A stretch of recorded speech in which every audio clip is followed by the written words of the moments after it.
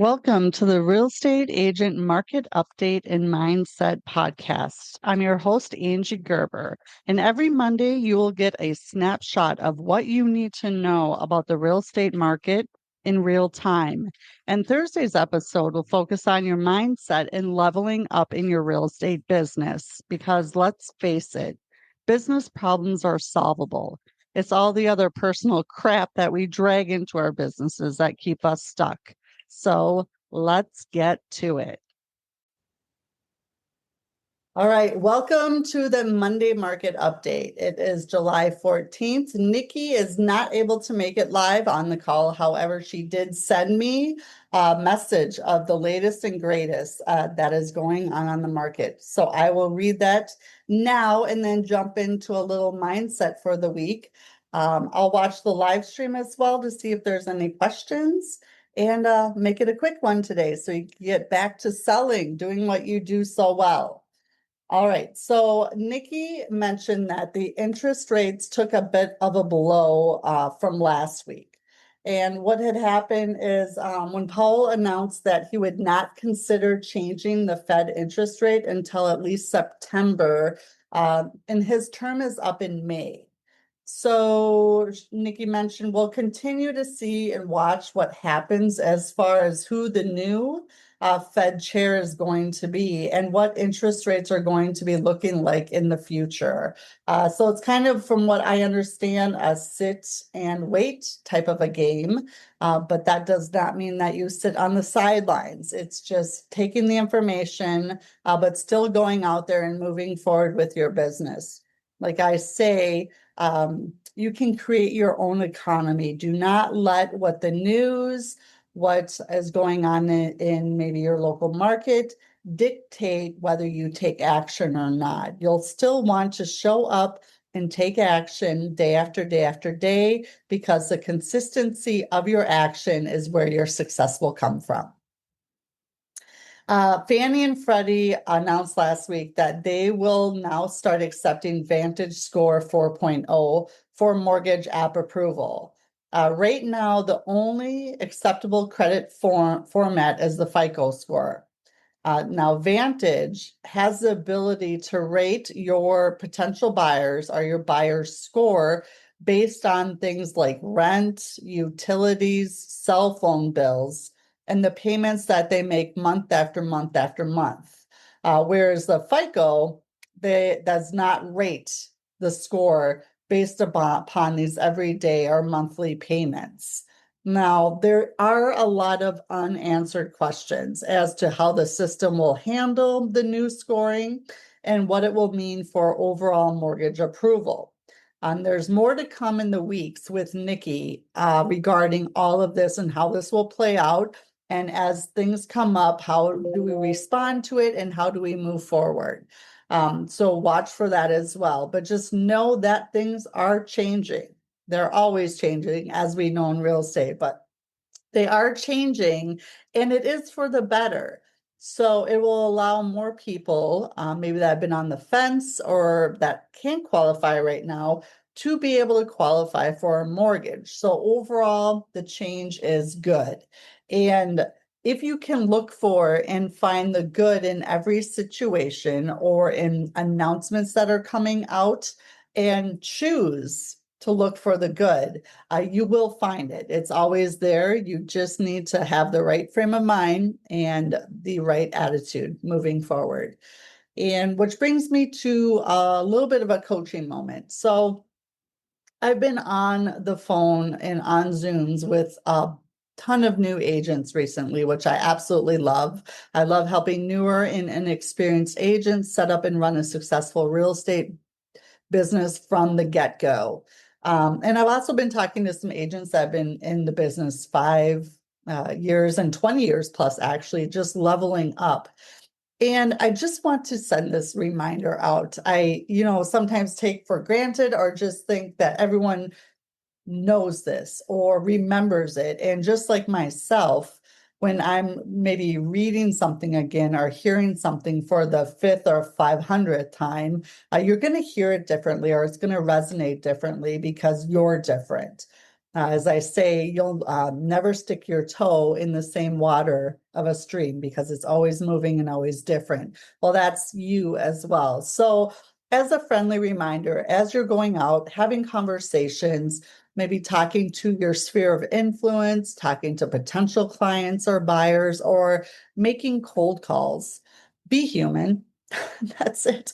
We can overcomplicate this business so much so quickly and just get overwhelmed and almost like put this tunnel vision on of how it should look or how this has to happen or how we do this business called real estate. And I just wanted to put a friendly PSA out there that you just want to be human. Go out there and don't make it so hard on yourself. Just start having conversations.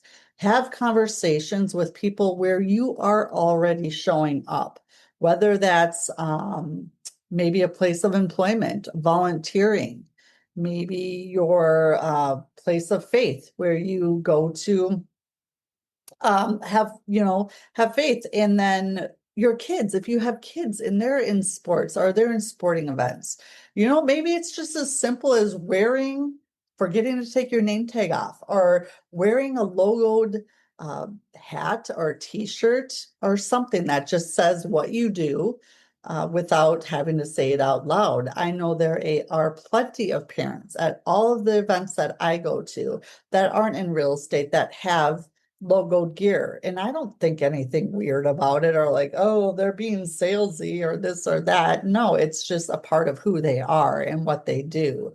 So stop telling yourself all these stories about being icky or salesy or, commission breath, because there is a way to go about building this business and being human and having conversations. And I'll wrap up with this. I was on a call end of last week and one woman it was in front of probably like 50, 60 people. And she was good enough to be vulnerable. And she's just like, I get in my own head. I don't want to sound salesy. I don't want to, come across as this person as I'm reaching out to my sphere or the people that I know, like begging for business or just being really heavy about it.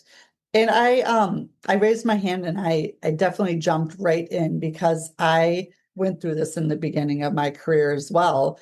And I think I know some agents actually still go through this as they're reaching out and just having conversations. You owe it not only to yourself as a professional, but you owe it to the other person on the other end of that text, that email, that phone call, that social media post or response, um, to give them the opportunity to say no, because the answer is already no if you're not asking. So ask, then you have a 50-50 shot and know that they're going to eventually, statistically, buy, sell, or invest in real estate at some point in time. And if they don't use you, they will use a realtor of some sort, shape, form that's out there right now. And as statistics go as well, many agents out there, to be quite honest, probably shouldn't be agents. They're just not in it for the right reasons, or they're not doing it in a manner that I guess levels up or lifts up the industry. So you should be the one working with them, with that person. And if you do not ask, or you do not reach out, or you do not stay top of mind, they are going to work with someone and it's not going to be you. So when that sign goes up in your neighbor's yard, which I know has happened to all of us will say, and your good friend or a coworker or someone around you goes with another agent, take 100% responsibility for that happening and learn from it. And know that you are the best agent for the job. You're going to show up and serve them at the utmost level of service, the communication, getting them from where they are to where they want to be and fulfilling their real estate goals, it should be you. And if it's not you, that's on you and that's your bad because now you did not give them the opportunity. You did not let them know. And I have been in more conversations with my sphere of influence or people, past clients, family, friends, whomever. We could be at a coffee shop talking for an hour, and half of it's maybe about my business and real estate, and half of it's about their business, family, real estate. We're just catching up. And it isn't until close to the end, as we're saying goodbye, that I say, and you know, obviously, I love what I do. Who do you know that's looking to buy, sell, or invest in real estate that I could be helping now or in the next few months, next 6 months, next year? And you will actually see their eyes go up because it's how you asked it. You asked who, not let me know, or do you know anyone? It's a very specific way to ask. Who do you know that I could be helping?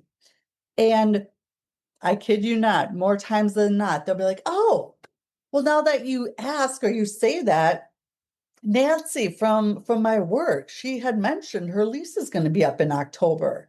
Fantastic. What's Nancy's information? I would love to reach out to her today. Or can you do a three-way text right now? We all have these in front of us every single moment. Would you mind an introduction right now? More than likely, she has Nancy's phone number or email in her phone, and she has yours because you're sitting at coffee with her. Get it going, get it set up. Get that introduction right away, right on the spot, and ask, who do you know? Because if you don't ask for referrals, and if you're not top of mind when these conversations are coming up, like when Nancy mentioned her lease was up, that friend that you were out to coffee with, hypothetically, should have said, oh my gosh, you need to talk to Angie. Like that is your job as an agent. Your job is to be so top of mind that when anyone in that person's sphere of influence, their sphere, the 250 to 600 people they know that you don't yet know, whenever any of those people mention real estate, you should be the first name that comes to their mind with excitement, with enthusiasm. You got to talk to Angie. That's your job. That could be your whole business. Again, we make this so difficult. Go out, be human, have conversations, be top of mind, give value, give deposit value, give value, invite them to events, stay top of mind, and every so often ask them who they know. You can do a withdrawal. You just have to be making deposits along the way in order to do that.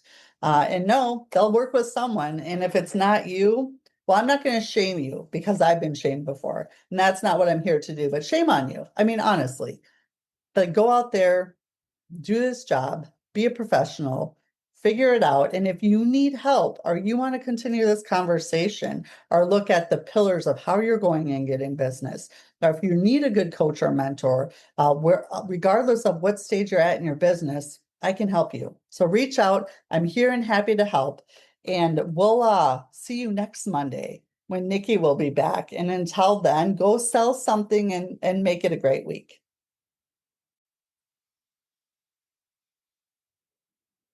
Thanks for joining us today. And be sure to check out my ebook, From Hustle to Harmony for Real Estate Agents on my Stan store, stan.store/Angie Gerber. And until next time, remember, nothing changes if nothing changes. Now go sell something.